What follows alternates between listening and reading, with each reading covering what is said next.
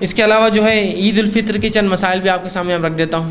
عید الفطر کے لیے یاد رکھیے کسی میٹھی چیز کے کھا کر عیدگاہ جانا یہ سنت ہے۔ آپ صلی اللہ علیہ وسلم عید الفطر کی نماز کو عیدگاہ جاتے تو 1 کھجور، 3 کھجور، 5 کھجور طاق عدد میں کھجوریں کھا کر نکلتے ہیں۔ یہ بھی ایک عجیب بات ہے کہ امت مسلمہ کے بہت سے لوگ عید کے دن بھی روزہ رکھتے ہیں نا، فجر سے لے کر عیدگاہ جانے تک روزہ۔ یہ کون سا روزہ ہے مجھے تو نہیں پتہ، اور روزے کی کون سی قسم اتنی شارٹ وہ بھی میرے کو پتہ نہیں اس کی کوئی کہ کہاں سے آئی ہے۔ عیدگاہ جاتے بولے وہاں جا کے روزہ، جبکہ رسول اللہ صلی اللہ علیہ وسلم عید کی نماز کو جانے سے پہلے میٹھا کھجور کھا کر جاتے، اور آپ عید کی نماز عموماً جو اشراق کے فوراً بعد پڑھا دیتے، مطلب فجر ہوتی گھر آیا کھایا اور گئے، اشراق مطلب سورج نکلا اور نماز ہوئی بالکل جیسا کہ آج بھی حرمین میں اور گلف جو خلیجی ممالک میں ہوتا ہے فوراً، بلکہ فجر کی نماز کے 20 منٹ بعد عید کی نماز کھڑی ہو جاتی ہے۔ بس اسی طرح اندازہ لگائیے آپ کائی کا روزہ، یہاں 8-9 بجے نماز ہو رہی تو بولے روزہ رہنا، اور پھر رکھتے ہیں، پھر وہ روزے کو کھولتے ہیں شرخر میں سے، یہ کیا ہے؟ آپ سنت یہ کہ کھجور سے وہ کیجئے۔ تو عید الفطر کو کچھ کھا کر جانا سنت ہے، عید الاضحیٰ کو آ کر کھانا سنت ہے، ٹھیک؟ اور عید الفطر کو میٹھا مطلب کچھ نہ کچھ کھا کے جانا سنت ہے۔ عید الاضحیٰ میں آ کر جو جانور ذبح کرے اسی کی کلیجی بناتے اللہ کے رسول اور کھاتے، تو یہ سنت ہے۔ کوشش کیجیے یہ چیزوں پہ عمل ہم کریں۔ تو کچھ کھا کر جانا، اور عید کے دن کو روزہ نہیں ہوتا، یہ حرام دن ہے روزے کے اعتبار سے۔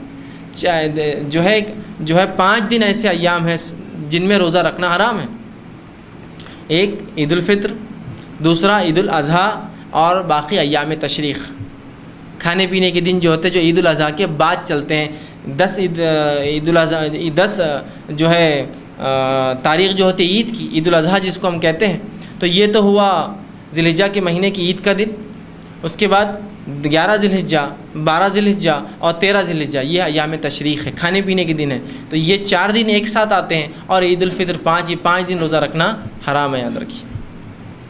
تو عید کے دن کوئی روزہ نہیں ہوتا، اتنا چھوٹا روزہ تو ہوتا ہی نہیں کسی بھی حال میں، ٹھیک؟ جو لوگ رکھتے ہیں اکثر لوگ سمجھتے ہیں روزہ رہتا اور پھر کھجور کھانا، روزہ کھولنا اور پھر عیدگاہ جانا، درست نہیں ہے، کوئی روزہ نہیں عید کے دن۔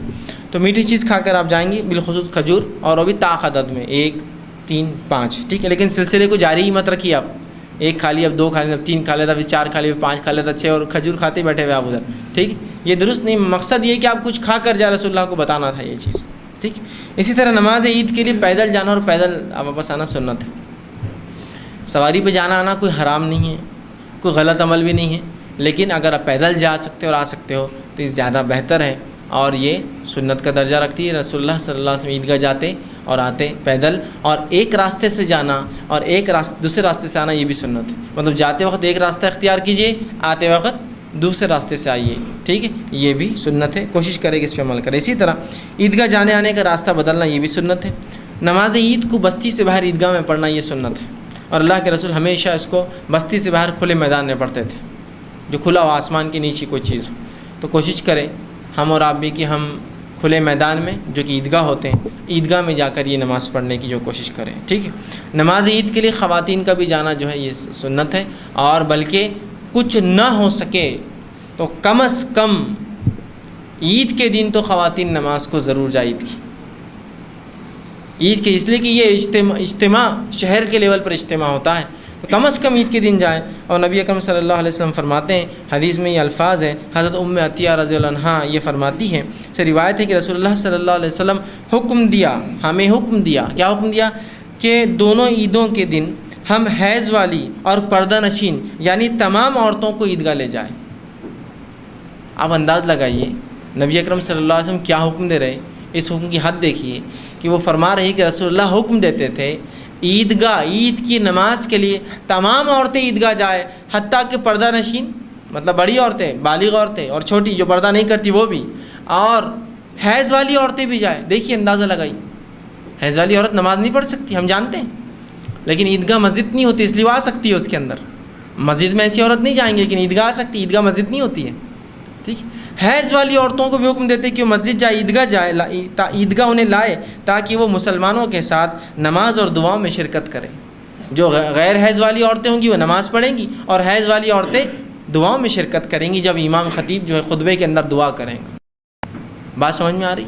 کتنی تاکیدی حکم ہے یہ کہ رسول اللہ ہمیں حکم دیا کرتے کہ تمام عورتوں کو، حیض والی، بغیر حیض والی، مطلب جو پاک ہے جو ہے سب کو لے جائے۔ کہاں لے جائے؟ عیدگاہ، کم از کم کچھ نہیں تو عیدگاہ تو کم از کم سال میں ایک بار عورت آئے اور مسلمانوں کے اجتماع میں شامل ہو۔ اور امام کی دعاؤں میں شرکت کرے، یہ ضروری ہے، یاد رکھیں۔ لیکن یہ سنت کو ہم نے بھلا دیا۔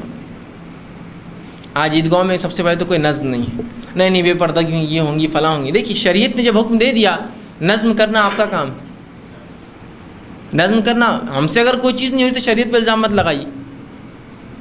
یہ بات بالکل درست ہے کہ ایک عورت کے لیے افضل ہے کہ اپنے گھر پہ نماز پڑھے، لیکن یہاں تاکیدی حکم رسول اللہ دے رہے، نکالا کرو، لاؤ ان کو مسجد میں، عیدگاہ کے اندر لایا کرو عید کے دن۔ حتیٰ کہ جو پردہ نشین ہیں عورتیں جن پہ نماز فرض ہے، اور وہ عورتیں جو حیض والی، ان کو بھی لاؤ۔ یہ لوگ الگ بیٹھیں گی یہ عورتیں، اور امام کی دعاؤں میں شامل ہوں گی جب خطیب دعائیں کریں گے، اور باقی عورتیں نماز پڑھیں گی۔ پتہ چلا کہ عورتوں کو بھی چاہیے کہ عیدگاہ جائیں۔